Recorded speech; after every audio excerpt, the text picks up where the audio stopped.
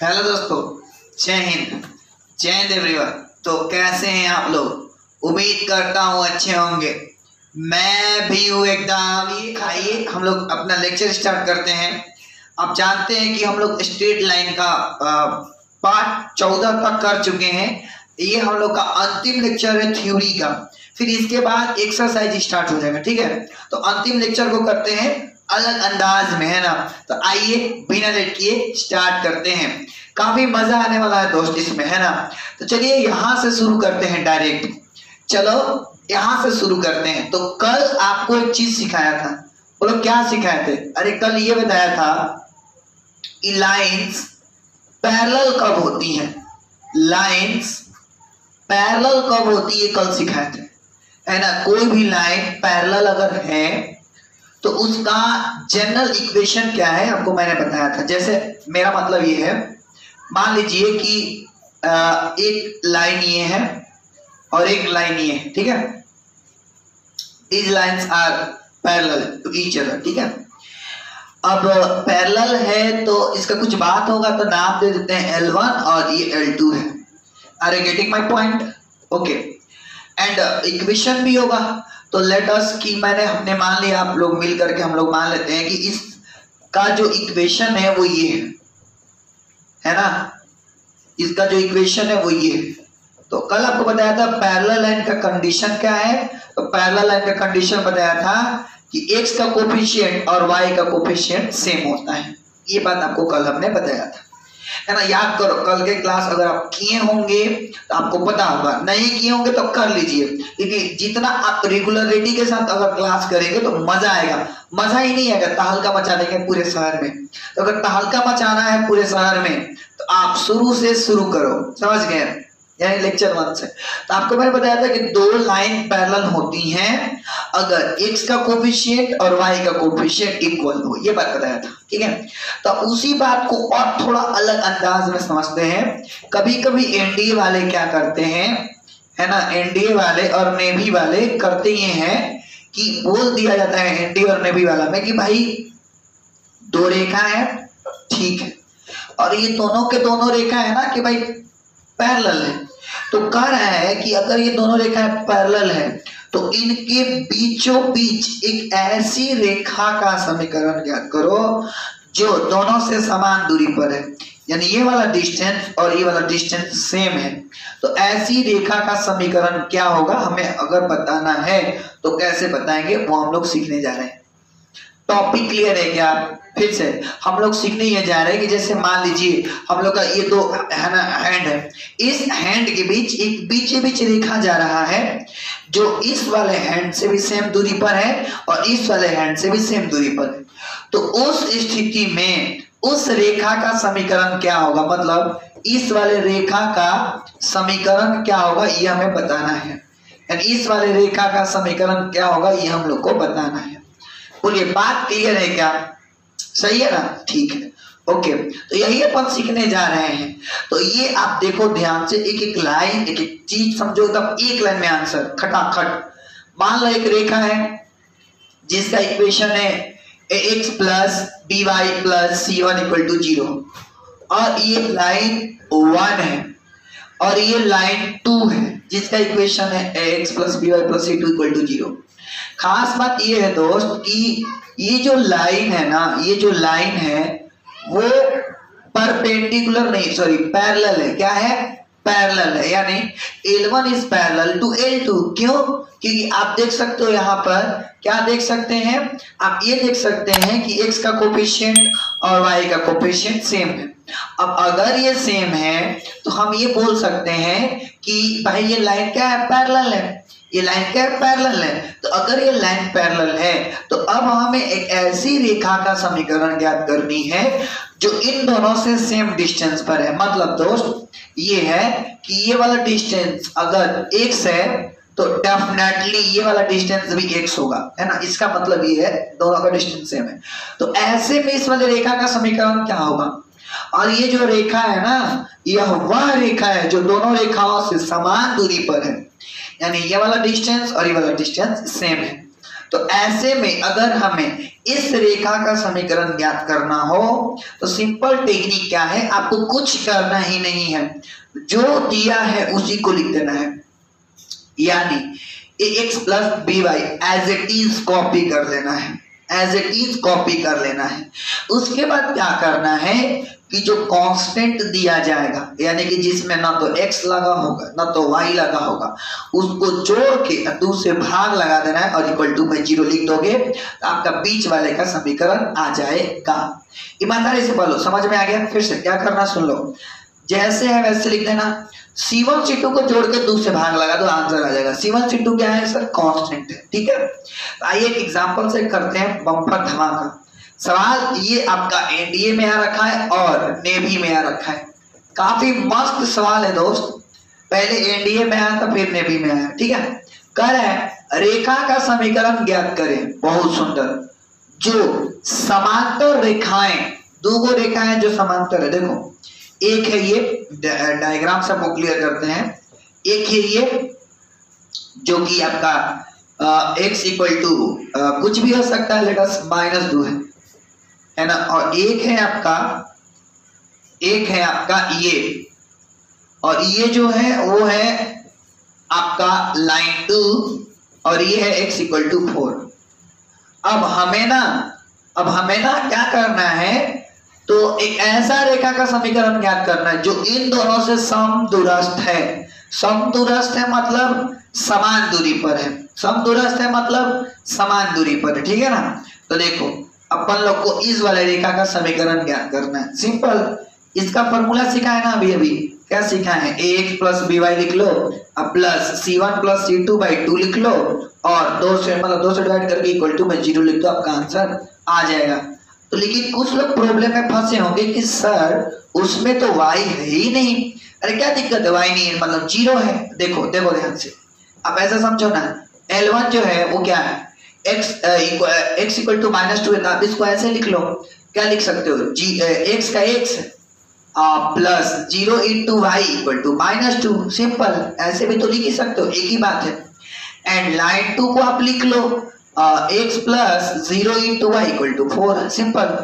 अब देखो ध्यान सुनना, यहाँ से C1 का मान 2 -2 और C2 का मान +4, तो आप लिख सकते हो रेखा का समीकरण। तो रेखा का समीकरण सिंपल, आपको क्या सिखाएं, a plus B Y plus C1 plus C2 को 2 से डिवाइड कर दो और इक्वल टू में 0 लिख दो। तो देखो हम लोग क्या करेंगे, रेखा का समीकरण लिख दिए ये, ठीक है। अब आप इक्वल टू में भी लिख सकते हो, वो भी चलेगा, है ना। आप इक्वल टू का भी लिख सकते हैं, C1 प्लस C2/2, है ना, वो भी चलेगा, वो भी बात कोई तकलीफ वाली नहीं है ना। आप इक्वल टू में लिख लें या इधर ही को लिख ले, वो भी चलेगा, ठीक है। अब ax, अब देखो x के जगह पर कितना है 1, तो x के जगह पर 1 है, x के जगह पर 1 है, तो यानी 1 इंटू एक्स प्लस y के जगह पर 0 है, तो 0 into Y. C1 -2 C2 plus का 4/2, और जिसको मैं बोल सकता हूँ x इज इक्वल टू, ये होगा 2/2 बोले तो 1।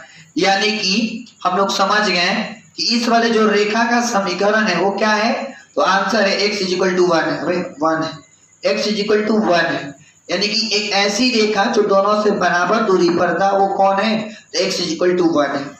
आप जनरल भी सोच सकते हैं, 2 3 4 -2 -1 0, तब जाके आ रहा है ना।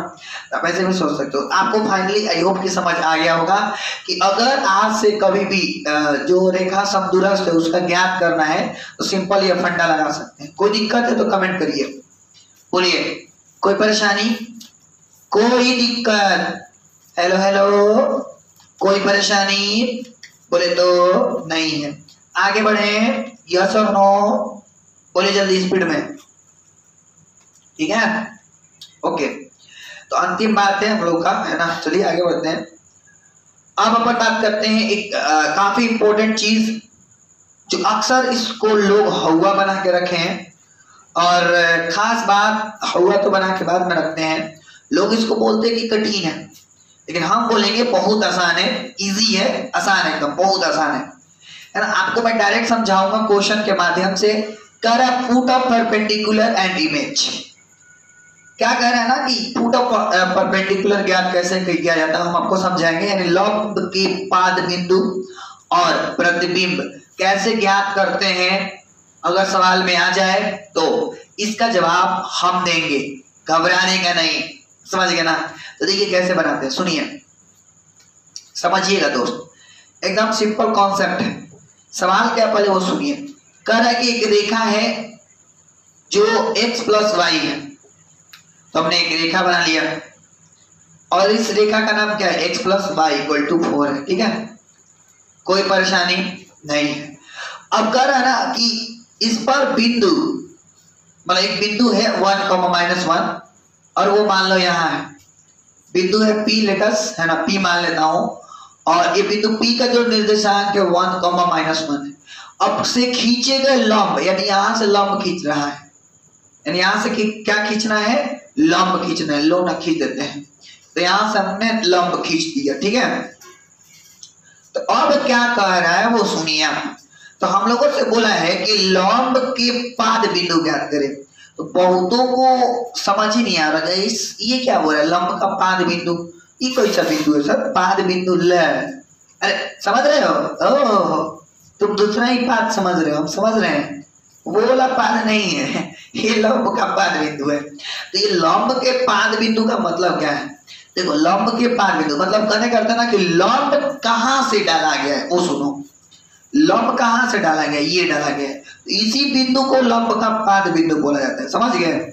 इसी को बोला जाता है फुट ऑफ परपेंडिकुलर, क्या बोला जाता है, फुट ऑफ परपेंडिकुलर, यानी जहां से दोस्त लंब डाला जाता है ना, रेखा पर, मान लो एक रेखा है, उस रेखा पर के जिस बिंदु से, किसी रेखा पर के जिस बिंदु से लंब डाला जाता है वह बिंदु पाद बिंदु कहलाता है, क्या कहलाता है, पाद बिंदु।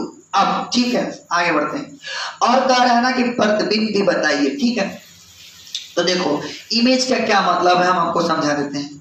तो देखिए ये रेखा, अब जैसे ही प्रतिबिंब पूछा जाता है ना, तो सोचिए प्रतिबिंब कब बनेगा, मान लीजिए आप यहाँ पर खड़े हैं, आपका इमेज कब बनेगा, आप सोचो जब आईना रहेगा तो बन जाएगा इमेज।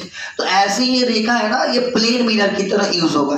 तो अगर ये प्लेन मिरर है तो प्लेन मिरर का प्रॉपर्टी है कि भाई जितना ऊपर वाला डिस्टेंस है उतना ही नीचे वाला डिस्टेंस भी होगा, जी सर। तो सेम ऊपर वाला जितना डिस्टेंस है उतना ही डिस्टेंस का अपन क्या कर लेंगे, एक लाइन खींच लेंगे, और यही वाला जो लाइन होगा ना, यही वाली जो लाइन होगी, यही वाला जो लाइन है, तो यहाँ पर ये जो बिंदु होगा वो इस वाले का इमेज होगा, यानी ये वाला बिंदु क्या कहलाता है, प्रतिबिंब कहलाता है, यानी इमेज कहलाता है। क्वेश्चन बाद में, पहले आप हमको बताइए क्या आपको ये बात समझ आया, फुट ऑफ परपेंडिकुलर किसको बोलते हैं एंड इमेज किसको बोलते हैं, ये बात समझ आया क्या, हमको जरा ये बात बताएं आप हमें, पहले ये बात हमको बताइए, इमेज और फुट ऑफ परपेंडिकुलर यानी लंब का पाद बिंदु समझ आया क्या। फिर से मैं बता दूं, लंब का पाद बिंदु का मतलब है, लंब के पाद बिंदु का मतलब है कि एक ऐसी रेखा, ध्यान सुनना, पहले रुक जाओ, इसको थोड़ा सा मैं और ठीक कर लूं, उसको हटा देता हूं पहले तो, क्योंकि ये इमेज, अबे भाई साहब गुस्से हो क्या, नहीं, ओके फिर से सुनो। तो लंब के पाद बिंदु का मतलब है कि रेखा पर के किसी बिंदु से खींचे गया जो लंब होता है, तो जिस बिंदु से लंब खींचा गया है वह बिंदु ही पाद बिंदु कहलाता है, और ऊपर से लेकर के जितना ऊपर वाला डिस्टेंस उतना ही नीचे वाला जो डिस्टेंस है वो जो बिंदु है वो इमेज कहलाता है, किसका, उसका इमेज। समझ गए, समझ गए, कोई दिक्कत नहीं है सर, आगे बढ़ो जी, कोई परेशानी नहीं है, कोई हानि नहीं है। तो अगर नहीं है तो सिंपल है। अब मुद्दा वाली बात क्या है साहब, मुद्दा वाली बात है कि ये कैसे ज्ञात करें, है ना, ये बात तो समझ में आ गई कि हाँ लंब का ये पाद बिंदु है या जो भी है, ठीक है। तो अब सवाल ये आती है कि ये वाला बिंदु आखिर कैसे ज्ञात करें, है ना।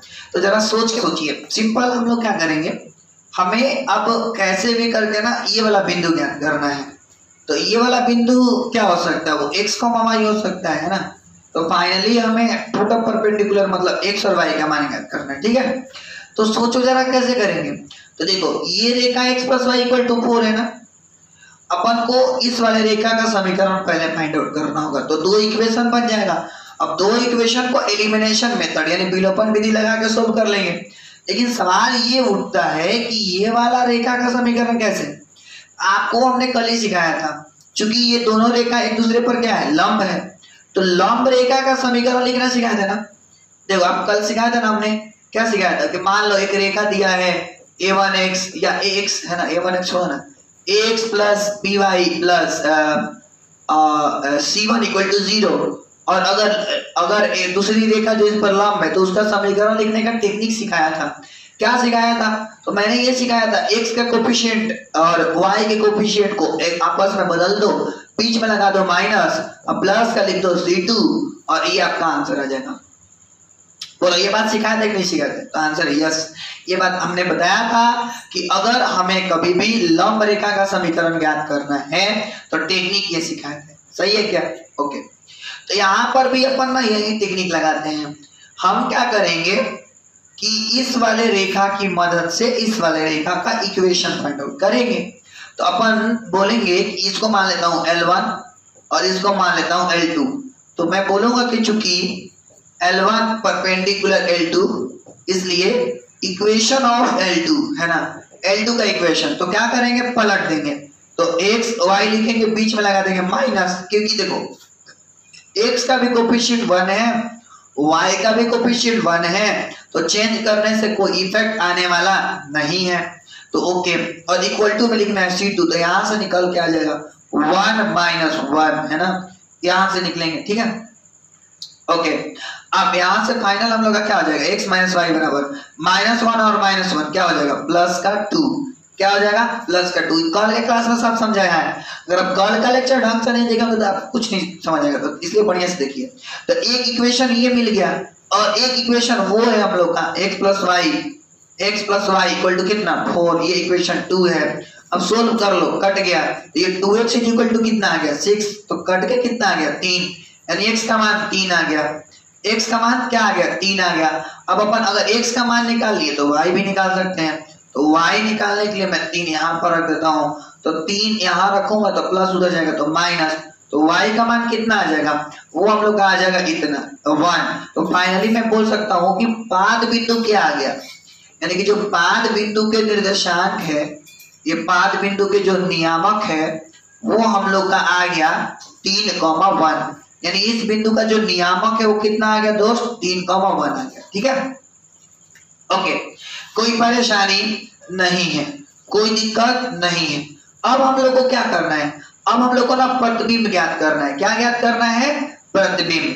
अभी भी सिखाए हैं कि ये वाला डिस्टेंस और ये वाला डिस्टेंस आपस में क्या होता है, इक्वल होता है। अभी अभी सिखाया है ना, इक्वल होता है, और सिखाए कि नहीं सिखाए, तो यस अभी अभी सिखाए हैं कि आप इक्वल होता है। तो यही वाला टेक्निक लगा लेते हैं, यानी कि डिस्टेंस फार्मूला है ना, मिड पॉइंट वाला फार्मूला लगा लेते हैं। इसका मतलब ये मिड पॉइंट हुआ भाई साहब, अगर ये वाला डिस्टेंस बराबर है तो इसका क्या मतलब हुआ, ये वाला मिड पॉइंट है, ये वाला मिड पॉइंट है, तो मिड पॉइंट है तो अपन लोग क्या करेंगे, सिंपल इसको बोलेंगे मिड पॉइंट है तो x is equal to x1 plus x2/2 है ना।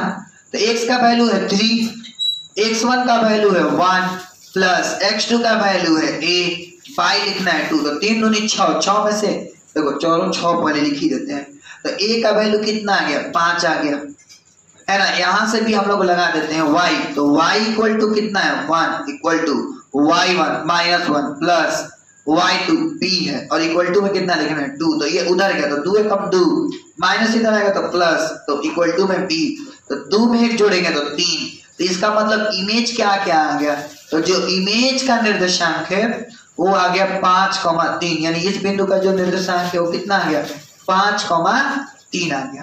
क्या आ गया 5,3 आ गया। आप स्क्रीनशॉट लेना चाहते हैं तो स्क्रीनशॉट ले सकते हैं, कोई परेशानी नहीं है ना।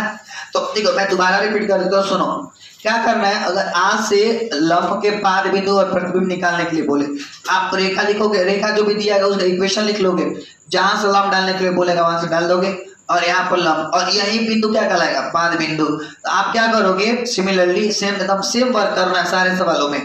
इस वाले की मदद से इस वाले का आप इक्वेशन निकाल लोगे। नहीं निकालने आता है तो आप क्या करोगे, तो नहीं निकालने आता है तो आप ये टेक्निक लगाओगे, इस रेखा से ढाल निकाल लोगे, एक बार इस रेखा की ढाल निकाल देना और यहाँ से फॉर्मूला लगा देना y2 - y1 upon x2 - x1। दो बिंदुओं से पास होने वाली रेखा का समीकरण का फॉर्मूला लगा देना, आपका ये निकल के आ जाएगा, है ना, ये वाला निकल के आ जाएगा, x - y बराबर -1 - 1 2 निकल के आ जाएगा, है ना। सेकंड मेथड क्या सिखाया, फिर से सुनो, मैंने मेथड 2 सिखाया, इस वाले रेखा की ढाल निकाल देना, ठीक। ढाल निकालने के बाद अब क्या करना, उसके बदले अब इसके बाद इसका ढाल निकाल देना। अब चूंकि एक बिंदु ये है और एक बिंदु ये है, तो चूंकि ये रेखा दो बिंदु से होकर पास हो रहा है, तो समीकरण फॉर्मूला आपको बताया ना y2 - y1 upon x2 - x1 equal to y - y1 upon x - x1, तो वो लगा के आप बना लेना, समझ गए, तो वो लगा के आप बना लेना, सिंपल आपसे बन जाएगा। तो वो एक तरीका है। या दूसरा तरीका आपको कल सिखाया था कि अगर परपेंडिकुलर हो तो कोफिशिएंट को बदल दो, बीच में माइनस लगा दो और यहाँ से हम लोग इन दोनों को 1 - 1 ऐड करा तो 2 आ गया, तो फाइनली x और y का मान आ गया। तो जो x y का मान होता है वही हम लोग का पाद बिंदु होता है। क्या होता है, पाद बिंदु। इमेज निकालना है, तो मैं क्या बोला, इमेज जो होता है वो इन दोनों का मिड पॉइंट के इक्वल होगा। क्यों, क्योंकि ये वाला डिस्टेंस और ये वाला डिस्टेंस इक्वल है, तो मिड पॉइंट फार्मूला लगा के अपन ए और बी का भी मान निकाल लिए, तो हम लोग फाइनल आंसर आ गया। कोई दिक्कत है तो बताइए हमको, अगर दिक्कत है तो 2 बार देखिए, 3 बार देखिए, और नहीं समझ आ रहा तो कमेंट करिए, हम एक और सवाल बनवा देंगे ऐसा, है ना, एक और सवाल दे देंगे ऐसा, क्या दिक्कत है, क्योंकि मेरा काम ही है यही। तो आप अगर कमेंट तो करो, कमेंट ही नहीं करोगे तो हम कैसे समझेंगे, आप कमेंट किया करिए, समझे कि नहीं समझे, यस। चलिए तो आगे बढ़ते हैं हम लोग। अगला बात करते हैं त्रिभुज के थोड़ा इंट्रो, अंतः केंद्र के बारे में। इन सेंटर क्या होता है, तो इन सेंटर एकदम सिंपल कॉन्सेप्ट है, इसको बस केवल ध्यान से सुनना है 2-3 मिनट, बाकी के आपको समझ आ जाएगा। तो देखो इन सेंटर किसको बोलते हैं, डेफिनेशन आप समझिए डायरेक्ट। देखिए सभी 3 कोण द्विभाजक का मिलान बिंदु अंतः केंद्र कहलाता है। यानी कि एक त्रिभुज में जो कोण को द्विभाजक करने वाले जो है, ये वाला देखो कोण को द्विभाजित कर रहा है, यानी कि अगर मान लो ये वाला एंगल 60 डिग्री है तो ये वाला a/2, ये वाला भी a/2। तो कहने का मेरा मतलब तीनों एंगल को जो डिवाइड करने वाला जो लाइन है उसको हम लोग क्या बोलते हैं, मिलाने के बाद जो यहाँ पर आके मिलता है उसको बोलते हैं अंतः केंद्र, है ना, अंतः केंद्र। फिर से क्या बोल दिया सर, अरे अंतः केंद्र मतलब सुन लो, एक त्रिभुज बनाए, अब हर एक त्रिभुज में कुछ ना तो कुछ एंगल बनता है। मान लो यहाँ एंगल बना 90 डिग्री का, तो 45 बांट दिया आधा, यहाँ बना मान लो 45 डिग्री बांट दिया, यहाँ भी बना 45 डिग्री फिर बांट दिया। तो जब बांटेंगे काटेंगे मिलाएंगे तो एक बिंदु पर आके मिलेगा, देखो ये बिंदु पर आकर मिलेगा, और यही बिंदु क्या कहलाती है, अंतः केंद्र कहलाता है। क्या कहलाता है, अंतः केंद्र कहलाता है। तो जहां पर तीनों आकर रेखा मिलता है वह बिंदु अंतः केंद्र कहलाता है, ठीक है, ओके। अब यह दूसरा डेफिनेशन कि त्रिभुज के अंदर बना वह वृत्त जो तीनों भुजाओं को स्पर्श करता हो, वृत्त का केंद्र त्रिभुज का अंतर केंद्र कहलाता है। तो देखो नॉर्मल समझाते हैं। दूसरा डिफरेंशिएशन ये है, एक त्रिभुज बनाओ, एक क्या करो, त्रिभुज बनाओ, त्रिभुज बनाने के बाद एक वृत्त खींचो, और अगर वो वृत्त मतलब जो वृत्त खींचोगे वो वृत्त आपका तीनों भुजाओं को स्पर्श करते हुए जाना चाहिए। कैसे जाना चाहिए, स्पर्श करते हुए। ऐसे में जो ये वृत्त का सेंटर होगा वो आपका क्या कहलाएगा, अंतः केंद्र। समझ गए। फिर से एक त्रिभुज बनाओ, त्रिभुज बनाने के बाद एक उसके अंदर वृत्त खींचो, ऐसा वृत्त खींचना है जो तीनों भुजाओं को स्पर्श करते हुए जाए। देखो ये इसको स्पर्श कर रही है ना, कर रही है ना। अब कुछ लोग बोलेंगे कहाँ कर रही है सर, थोड़ा सा इधर उधर बना है, आप समझ लेना। तो स्पर्श करती हुई जानी चाहिए। तो ऐसे में ये जो वृत्त का केंद्र होगा वह केंद्र अंतः केंद्र कहलाएगा। समझ गए, ठीक है। अब एक और बात, अंतः केंद्र की त्रिज्या निकालने के लिए पूछा था नेवी वाला, नेवी वालों ने पूछा है कि अंतः केंद्र की स्थिति में जो त्रिज्या r होता है वो सिंपल तो त्रिभुज का क्षेत्रफल बटा 3 के बराबर होता है। यानी अगर हम त्रिभुज के क्षेत्रफल को कैसे भाग लगा दें, 3 से भाग लगा दें तो हम लोग का अंतः केंद्र की जो वृत्त मतलब अंतः केंद्र का जो मतलब कहने का था त्रिभुज के अंदर जो वृत्त बना है उसका क्या निकल के आ जाएगा, त्रिज्या निकल के आ जाएगा।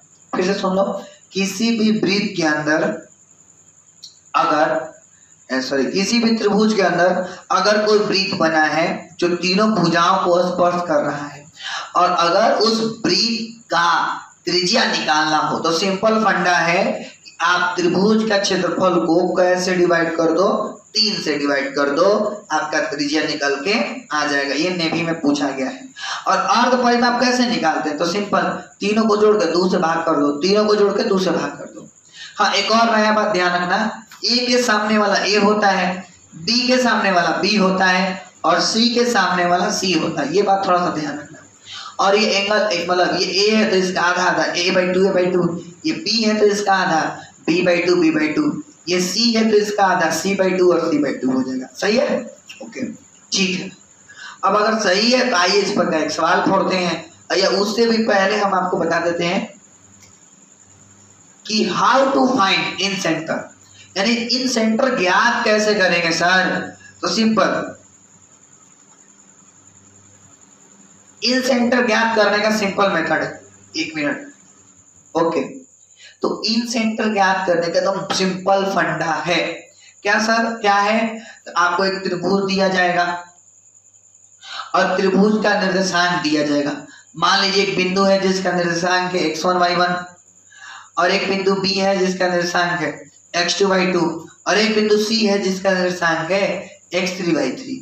ऐसे स्थितियों में अगर हमें इन सेंटर ज्ञात करना हो यानी कि अंतः केंद्र ज्ञात करना हो तो उसका सिंपल फॉर्मूला क्या है कि आप पहले a निकाल लो, a का गुना x1 से करा दो, फिर से a का गुना x1 से करा दो, b का गुना x1 से करा दो और c का गुना a का गुना x1 से करा दो, b का गुना x2 से करा दो और c का गुना x3 से करा दो और तीनों ये जो लेंथ है इसको जोड़ दो। ठीक है, अंतः केंद्र निकालने का फॉर्मूला क्या है, फिर से सुनो, क्या करना है, a का गुना x1 से, b का गुना x2 से, c का गुना x3 से, फिर तीनों को जोड़ देना है और भाग कर देना है। फिर कॉमा लिखना है क्योंकि अभी तो a को ज्ञात कर दूसरा का, तो उसका a का गुना y1 से, b का गुना y2 से, c का गुना y3 से, फिर तीनों को जोड़ के डिवाइड कर देना है, आपका आंसर आ जाएगा। सवाल करेंगे, घबराइए मत। और एक और बात बता दो, कोई पूछे कि अंतः केंद्र का कोण कितना डिग्री का बनता है तो उसका सिंपल टेक्निक है 90 लिख लो। क्या लिख लो, 90 लिख लो और उसमें ये जो एंगल है इस एंगल का आधा करके 2 से डिवाइड कर दो, आपका अंतः केंद्र पर बना कोण निकल के आ जाएगा। ये आपका एयरफोर्स में पूछा है, यानी पूछता है अंतः केंद्र पर बना कोण किसके बराबर होता है, तो डायरेक्ट याद रखना है 90 प्लस कोण a/2 के बराबर होता है। 90 प्लस कोण a/2 के बराबर होता है, याद रहेगा। ठीक है, अब आइए सवाल करते हैं। देखो सवाल कर रहा है कि एक त्रिभुज है, जिसके निर्देशांक दिए गए हैं 2, 4, 2, -2, फिर 10, 4 और हमसे बोला गया है कि त्रिभुज का क्या ज्ञात करें, अंतः केंद्र ज्ञात करें। ठीक है, एकदम सिंपल। तो सबसे पहला टारगेट क्या है, ये A है, ये B है, अरे ये B है और ये C है। सबसे पहला टारगेट है कि ये वाला A पता लगाएंगे और ये वाला B पता लगाएंगे और ये वाला C पता लगाएंगे, क्योंकि जब तक ABC पता नहीं लगा लेते तब तक हम लोग अंतः केंद्र ज्ञात नहीं कर सकते। अब आपके मन में सवाल आ रहा होगा कि ठीक है सर, आपका बात तो सही है, लेकिन हमें ये बता दीजिए कि अंतः केंद्र ज्ञात ये ABC कैसे ज्ञात करेंगे। सिंपल, डिस्टेंस फार्मूला लगा लेंगे। भाई साहब यहाँ से यहाँ तक निकालना है तो सिंपल, फिर यहाँ से यहाँ तक B है तो वो भी सिंपल है। अब यहाँ से यहाँ तक फिर डिस्टेंस फार्मूला लगा के C निकाल लेंगे। तो देखो मैं A के लिए सोल्व करता हूँ, तो A के लिए कौन सा फार्मूला, वही अंडर रूट एक बार लिख देता हूँ, x2 - x1 का whole square plus y2 - y1 का होल स्क्वायर, है ना। ये सॉल्यूशन है तो मैं ये कर रहा हूँ। ठीक है, तो a का a, अब बता x2 कितना है, तो देखो अपन अगर a के लिए बात करें तो x2 हम लोग का ये हो गया, तो 10 माइनस 2 का होल स्क्वायर प्लस y2 कितना है 4 है, और माइनस माइनस प्लस का 2 का होल स्क्वायर। अगर आपको ये भी नहीं निकालने आ रहा है ना, तो आप सोच सकते हो कि आपकी स्थिति कैसे हो गई है, बद से बदतर हो गई है। तो आप इतना भी नहीं निकालने आ रहा है अगर आपको, तो बहुत गलत बात है, समझ गए। तो इतना तो आपको आना चाहिए, ठीक है। तो a इक्वल टू, ये देखो 8 हो गया, 8 का स्क्वायर 64, और ये 6 हो गया तो 36, और करेंगे तो 100, और 100 का कितना 10, यानी 10 आ गया, ठीक है, 10 यूनिट आ गया। ऐसे ही अपन b के लिए भी निकालेंगे, तो वही फॉर्मूला, b मतलब ये है, तो वापस इसके लिए, तो 10 में से 2 गया तो 8, 10 में से 2 गया तो 8 का स्क्वायर, प्लस 4 में से 4 गया तो 0 का स्क्वायर, ठीक है। 8 10 का 64, 64 का वापस 8 आ गया, यानी 8 यूनिट आंसर आ गया, ठीक है।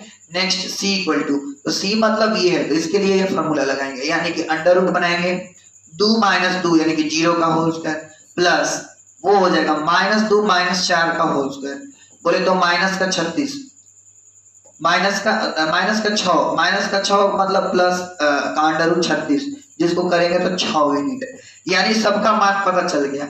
a का मान पता चल गया 10 है, b का मान पता चल गया कि 8 है, और c का मान पता चल गया कि 6 है ना। a का भी मान पता चल गया, b का भी मान पता चल गया, और c का भी मान पता चल गया।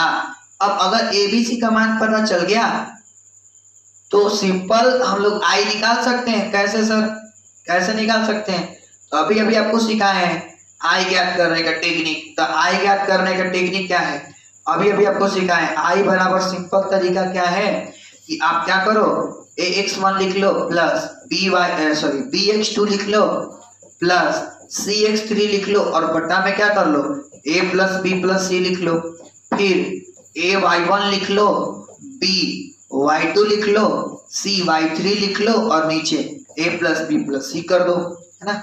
तो ये फॉर्मूला बस अब रख देना है तो काम बन जाएगा। तो देखो a की जगह पर कितना रखना है, तो a की जगह पर हम लोगों को रखना है 10, तो 10 गुना x1 हम लोग का क्या है 2 है, प्लस b के जगह पर रखना है 8 गुना x2 कितना है, तो x2 हम लोग का 2 है ना, प्लस c के जगह पे 6 गुना x3 कितना है 10, और नीचे इन तीनों को ऐड कर देना, तो ऐड करो 10 प्लस 8 प्लस 6, है ना। फिर कॉमा a के जगह पर 10 गुना y1 कितना है 4 है, प्लस b कितना है दोस्त 8 है, तो 8 लिख दिया, गुना y2 कितना है -2 है, तो लिख दिया, फिर प्लस c कितना है तो 6 है, तो 6 लिख दिया, गुना y3 कितना है 4 है, तो 4 लिख दिया, और नीचे इन तीनों को ऐड कर देंगे 10 प्लस 8 प्लस 6, ठीक है। ओके, अब अपन क्या करेंगे, तो सिंपल कुछ करेंगे नहीं, सिंपली हम लोग क्या करेंगे, तो 10 दूनी 20, 8 दूनी 16, तो देखो पहले ऐड कर लो, तो देखो 20 प्लस 16 प्लस 60 और अपॉन कितना 10 18 और 6 24, फिर कॉमा लिखना है, ये देखो 40 माइनस 16 प्लस 6 चौका 24 अपॉन, और ये हो गया 24, ठीक है। अब देखो ये जोड़ लो, तो देखो 60 20 80 में 16 जोड़ेंगे तो 96/24, फिर कॉमा ये 24 और 40 64 में से 6 गया, तो 64 में से 6 गया तो 58 10 48/64, तो ये कट उठ जाएगा, यस 24 चौका 96, 24 दूनी 48, यानी कि फाइनल जवाब क्या आ गया 4,2। यानी इस वाले से क्या बोलते हैं ट्रायंगल का जो अंतः केंद्र होगा वो क्या होगा 4,2 होगा, ठीक है। एनडीए में 2.5 मार्क्स क्या रखा है, ठीक है। तो आप उम्मीद करता हूँ कि समझ गए होंगे। तो कठिन नहीं है दोस्त, बस आसान है, आप ईमानदारी पूर्वक अगर आप ध्यान देते हैं तो रियली में आसान है, और अगर ध्यान नहीं देते हैं तो ये आसान तो हो ही नहीं सकता है। तो ध्यान दिया करिए, हम ये बोलेंगे, है ना। आप जितना अच्छा ध्यान देंगे उतना अच्छा आपको मतलब मजा आएगा। तो आप ध्यान देकर पढ़ा करिए। और कुछ लोग अपने लाइफ में जब असफल हो जाते हैं तो वो क्या करते हैं ना, उनको लगता है कि नहीं मेरी लाइफ यहीं से समाप्त हो गई। ऐसे ना सोचा करें, क्योंकि जब सारी दुनिया आपके हार का इंतजार कर रही होती है ना, और तब आप जीतते हो तो उसकी मजा ही कुछ और होता है ना। यानी हम क्या कहना चाहते हैं, सुनिएगा, रोकर मुस्कुराने की मजा ही कुछ और है। रोकर मुस्कुराने का मजा ही कुछ और है। जिंदगी में कुछ खोकर पाने की मजा ही कुछ और है। रोकर मुस्कुराने का मजा ही कुछ और है। जिंदगी में कुछ खोकर पाने की मजा ही कुछ और है। जिंदगी में हार और जीत तो लगी रहती है। जिंदगी में हार और जीत तो लगी रहती है, लेकिन हार के जीतने का मजा ही कुछ और आता है। तो दोस्त, जब सारे लोग आपके हार का इंतजार कर रहे होते हैं और तब आप जीतते हैं तो उसका अलग मजा होता है। इसलिए घबराइए मत, मेहनत करिए। तो चलिए इसी अच्छी बात के साथ आगे की बात करते हैं।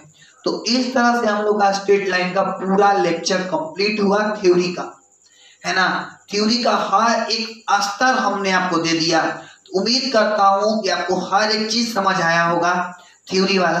और अगर नहीं आया तो आप कमेंट करिए कि नहीं आया है ना, उसका भी कुछ सोल्यूशन लगाया जाएगा, ठीक है। और दूसरी बात, कल से एक्सरसाइज स्टार्ट होने जा रहा है 10.2, क्योंकि 10.1 तो हम लोग कर चुके हैं, तो 10.2 भी स्टार्ट होने जा रहा है कल से, ठीक है। तो मैं थोड़ा सा ऑफलाइन क्लासेस के बारे में बता दूं। तो ऑफलाइन क्लासेस यानी मैथ विजन का दो ब्रांच गढ़नी और आरा में, है ना। आरा का जो एड्रेस है वो है आपका, आरा का जो एड्रेस है वो आपका महाराजा हाथा गली नंबर 2। और आपको ज्यादा डिटेल चाहिए आप इस वाले नंबर पे कांटेक्ट कर सकते हैं, है ना। ये जो नंबर दिया जा रहा है 6206489771 पर आप कांटेक्ट करके आप अपना डिटेल अपना पूछ सकते हैं, जो जिस चीज के बारे में जानना चाहते हैं, ठीक है। और गढ़ानी का एड्रेस है प्रियांशु मॉल के पीछे, शांति नगर गढ़ानी, ठीक है। तो आप यहाँ पर भी आकर विजिट करके अच्छा लेवल पर पढ़ सकते हैं। और दोनों माध्यमों के लिए बीएससी और सीबीएसई वालों दोनों के लिए पढ़ाया जाता है, अलग अंदाज और अलग लेवल पर। और खास बात मैं बता दूं दोस्त, 11, 12 और एनडीए जेई वालों के लिए और डिफेंस वालों के लिए स्पेशली मैथमेटिक्स, और 8 to 10 वालों के लिए math, science and social science का तैयारी करवाया जाता है। और अगर आपने अभी तक ये ऐप इंस्टॉल नहीं किया है तो इसको आप इंस्टॉल कर लें, क्योंकि इसमें धीरे धीरे कंटेंट आ रहे हैं और धीरे धीरे सब कुछ आ जाएगा।